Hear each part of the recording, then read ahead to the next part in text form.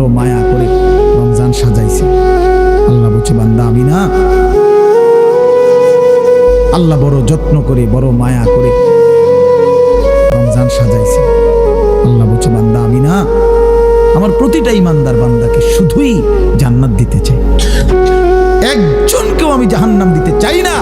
এজন্য প্রতি বছর একবার রমজানে আমি আল্লাহ আমার সমস্ত ইমানদার বান্দার জন্য আমি জাহান্নামের দরজা বন্ধ করে দেই, শুধু জান্নাতের দরজা খুলি, যেন আমার প্রতিটা ইমানদার বান্দা একটা মাস রোজা গুনাহ ছেড়ে দিবে, আমার বন্দেগী করবে, আর শুধু জান্নাতে ঢুকবে, শুধু জান্নাতে ঢুকবে।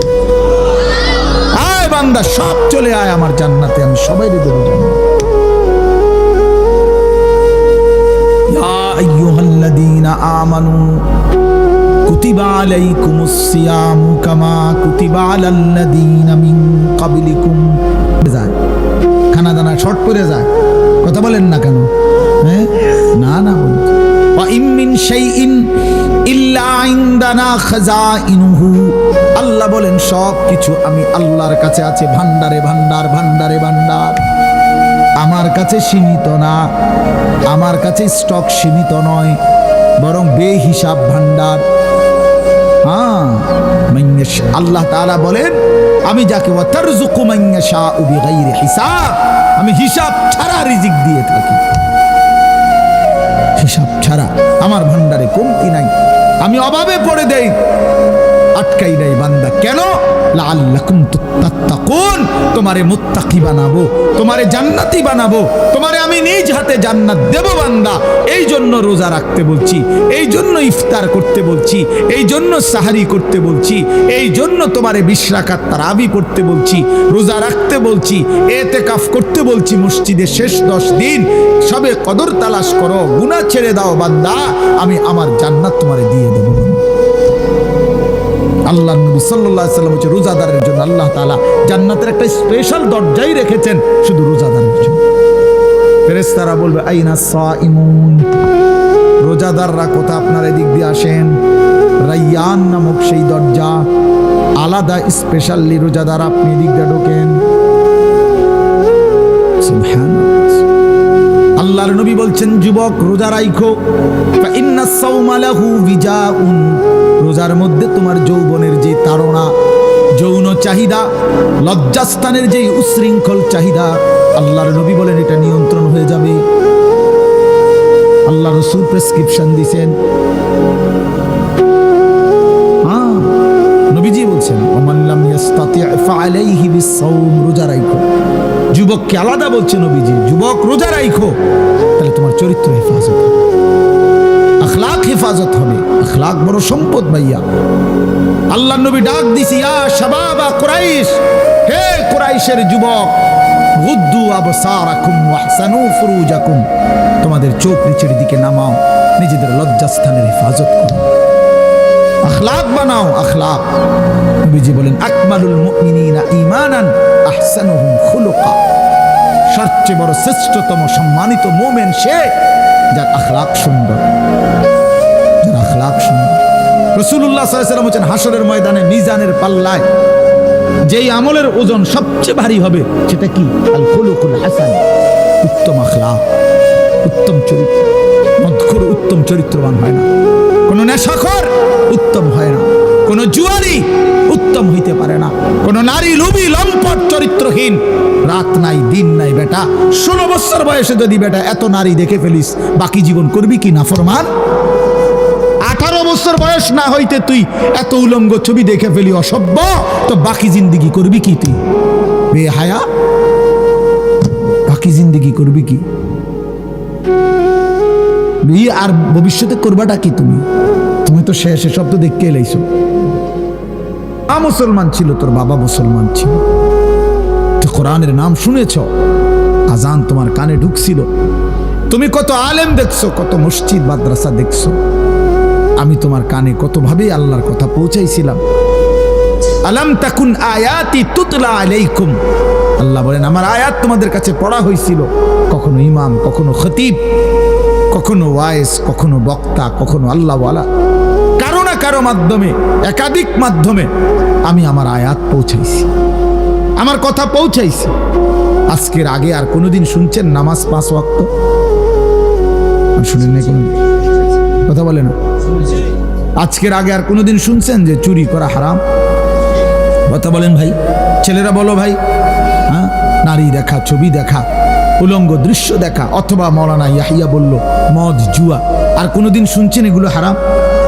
না, আজই প্রথম। তাইলে আল্লাহ তাআলা বলছেন আমি একই কথা একাধিক মাধ্যমে বারবার তোমার কাছে পৌঁছাইছি। প্রতিটা হালাল, প্রতিটা হারাম আমি আল্লাহ তাআলা বারবার পৌঁছাইছি, একবার দুইবার না, বারবার তোমার কানে পৌঁছাইছি। তো আল্লাহ বলেন ওয়ালাউ শি'না লারাফা'নাহু বিহা, আমি তো চেয়েছিলাম তারে কোরআনের দ্বারা ইজ্জত দেব, ইসলামের দ্বারা ইজ্জত দেব, আহা আমার রসুলের মাধ্যমে তাকে সম্মানিত করব, ইমানদার মা বাপ দ্বারা তাকে ইজ্জত দেব, কিন্তু ওয়ালাকিন্নাহু আখলাদা ইলাল আরদ, কিন্তু সে তো দুনিয়াকে আপন বানায় নিছে, সে তো দুনিয়াকে আপন বানায় নিছে, সে তো দুনিয়াকে নিজের ঠিকানা বানিয়ে নিয়েছে।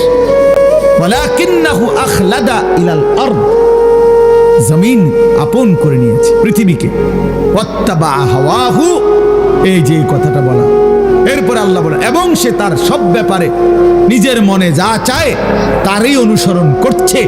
অতএব শুনো এইবার ফামাসালুহু কামাসালিল কালব, এই ব্যক্তির উদাহরণ হলো কুত্তার মতো। কালবুন অর্থ কুত্তা, এই ব্যক্তির উদাহরণ হলো কুত্তার মতো। ওই জিন্দেগি কুত্তার জিন্দেগি। এজন্য যে ছেলে নামাজ পড়ে না, যে মেয়ে পর্দা করে না, যে পুরুষ হালাল খায় না, কেন খায় না? তার মনে চাইছে, আমার মন চাইছে আমি সুদ খাবো, আপনি কি? হ্যাঁ, আমার মন চাইছে আমি নারী দেখবো, ছবি দেখবো, আমার আব্বা টিয়া পাঠাইছে, আমি মোবাইলে টিয়া ঢুকাইছি, আপনার কি তা হুজুরেন? সব কিছু আপনার কি না? আমার কিচ্ছু না তো বাবা, আমার কোনো সমস্যা না, সমস্যা তোমার না, আমার কিচ্ছু সমস্যা নেই, আমার কিচ্ছু সমস্যা, সমস্যা তো তোমার। আল্লাহ বলেন ওই জিন্দেগি কুকুরের জিন্দেগি, মনের চাহিদা মতো। এই জন্য বেনামাজের জিন্দেগি কুত্তার জিন্দেগি, বেহায়ার জিন্দেগি কুত্তার জিন্দেগি, বেপর্দা নারীর জীবন কুকুরের জীবন, জানোয়ারের জীবন। একটা মানুষ তো মানুষ না, ওটা পশু নয়। এই জন্য আমি বললাম, সে বুঝাইছে আপনাদেরকে কুল্লু মা আল্লাহ আন যিকরিল্লাহ ওয়া আনিস সালাহ, কোন মানুষকে যেই কোনো বিষয়, যা কিছু আল্লাহর জিকির, আল্লাহর স্মরণ, আল্লাহর ইবাদত, নামাজ ভুলায়া দেয়, সেটাই জুয়া, সেটাই জুয়া। সেই জুয়ারি, সেই মাতাল যে আল্লাহকে ভুলে যায়। জুয়ারি মূলত সুস্থ থাকে, অনলাইনের জুয়া হোক আর অফলাইনের জুয়া হোক। জুয়াখোর শেষ পর্যন্ত ভিটামাটি বেচ্চা ফেলে। অসংখ্য জুয়াখোর এই পৃথিবীতে আছে যারা বউ বেচ্চা ফেলেছে, সন্তান বিক্রি করে দিছে, আপন মেয়ের ইজ্জত বিক্রি করে দিছে, আপন বউয়ের ইজ্জত বিক্রি করে দিছে, আপন বউয়ের ইজ্জত। আপন নেশাখোর, নেশার টাকা জোগাড় করতে গিয়ে আপন কন্যা, আপন স্ত্রীকে অপরের কাছে নিলামে উঠাই। তার মানে তার কোনো হিতাহিত জ্ঞান, সে জন্তু জানোয়ার হয়ে যায়, হারামখোর জানোয়ার হয়ে যায়, নাফরমান জানোয়ার হয়ে যায়। এই জন্য বাপ, আমরা যদি এটা বুঝি আমাদের জিন্দেগি, আমি কমপক্ষে এতটুকু বলতে চাইছি যে কমপক্ষে নিজের ভালো বোঝো। বাবাদেরকেও বলি নিজেরা নিজের ভালো বোঝেন। কোনোভাবেই নাফরমান সন্তান লালন পালন করতে গিয়ে আহা নিজের আখিরাত বেউকুফ কি আর বাজারে ওরে এরকম বেউকুফ তলব মিয়া আগামনে এই অসভ্যর লগে আগে বুঝাপড়া না করবেন। বেটা তোর বিল্ডিং কি এর, আবার তোর বিদেশ কি এর? বেটা তোর তুই আগে কথা না কইবি। বেটা মুসলমানের বাচ্চা, তুই নামাজ পড়বি কিনা আগে এটা বলবেন। তোর বিল্ডিং দিয়ে আমি করবো কে? তোর লাগে বা আমি বিল্ডিং করবো কেন? কেন করব? ইনসাফ কি বলে বলেন? ওই বাবারাও যারা সন্তানের অব্যাহত আল্লাহর নাফরমানি দেখবার পরেও ওই সন্তানের দুনিয়া সাজাইতে ব্যস্ত, মূলত এরা হচ্ছে এই বাপগুলোও মূলত দুনিয়া লোভী।